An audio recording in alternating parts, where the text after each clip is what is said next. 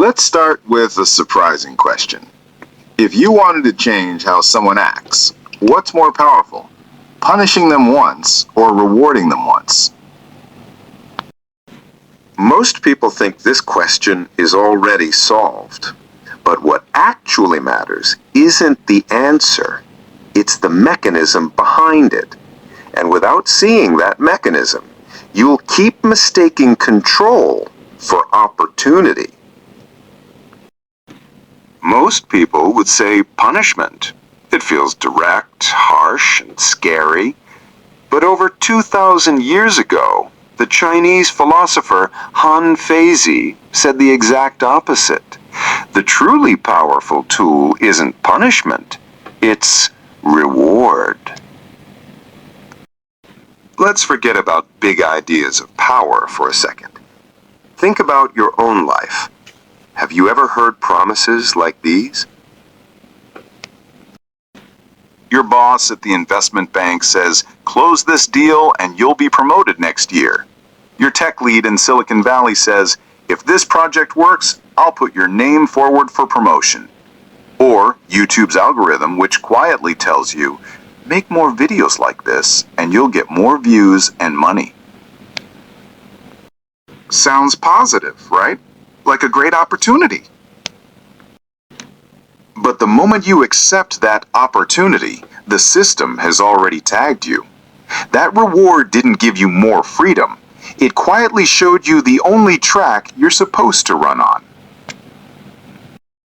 The problem is, most people don't know the moment when a reward stops being an opportunity and starts becoming a control signal. Han Feizi believed people aren't driven by morals, but by simple calculations of gain and loss.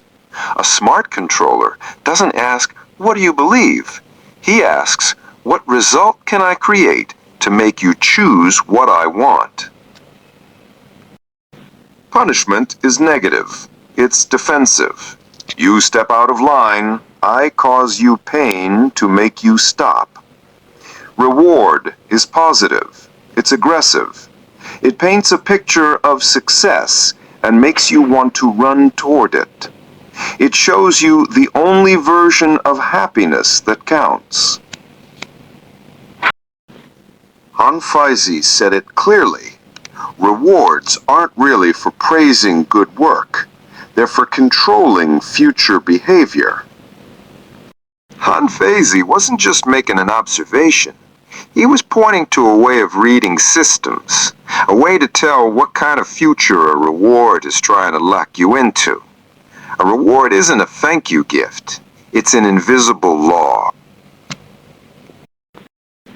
Think of punishment as a blunt club. It just says, "Don't do that." Reward is like a precision scalpel. It changes you in 3 quiet steps. First, it shrinks your world. When the system clearly rewards only target A, like hitting a sales number or a click-through rate, your focus gets narrow. Your brain starts ignoring paths B, C, and D, even if they're more creative or better long-term. You're not banned from exploring them.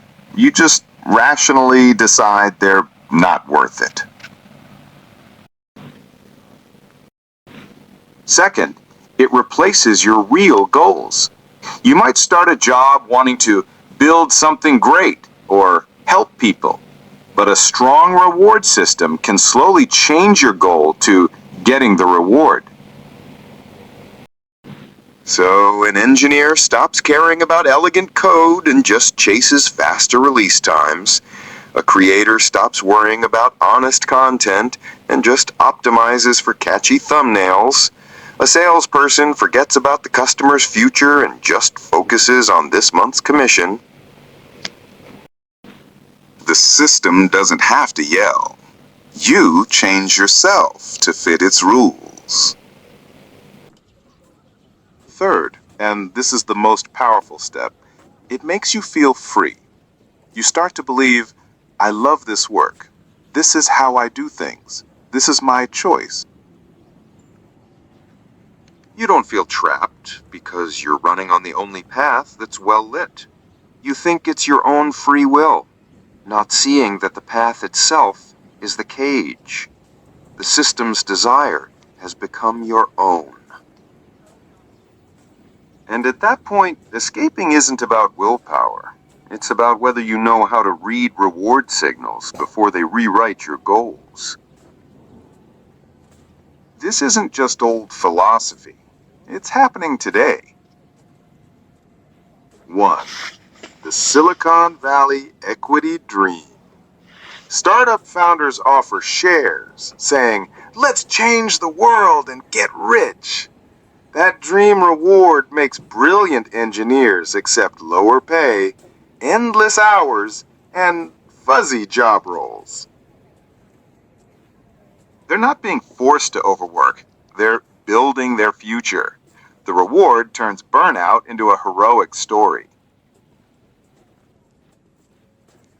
2. Wall Street's bonus machine. A banker's bonus isn't just pay. It's a behavior remote control. Since the bonus depends on short-term profits, traders are pushed to take big, quick risks, even if it's bad for clients or the market later. They're not greedy by nature, but in a system built on seven-figure bonuses, taking risks is the rational choice.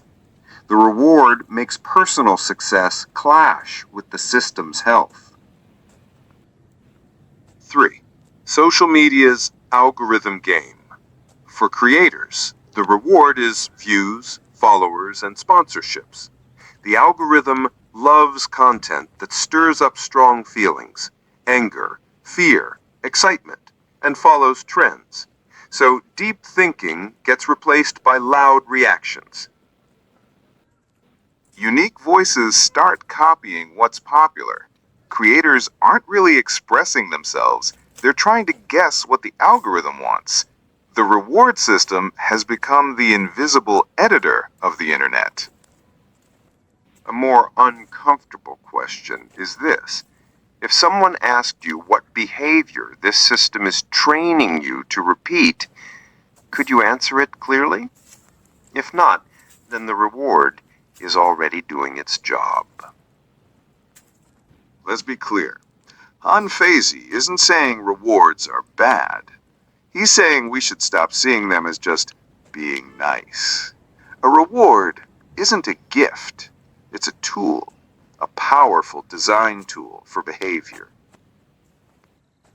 The real questions are, who gets to decide what gets rewarded?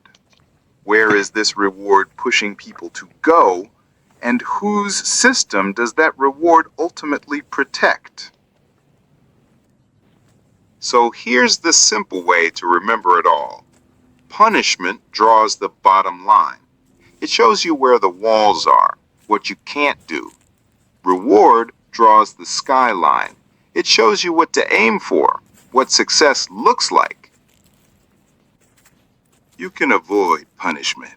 It's clear and outside of you. But it's hard to escape a reward. It gets inside you. It becomes your own dream. The highest form of control doesn't make you afraid. It makes you want to become exactly what the system needs. Now, if rewards shape what we do so powerfully, a bigger question comes up. What if the system only rewards what's useful and doesn't care about being good or moral at all? What if your hard work doesn't pay off, but playing by the rules always does? This isn't just about companies. It's about anyone trying to get ahead.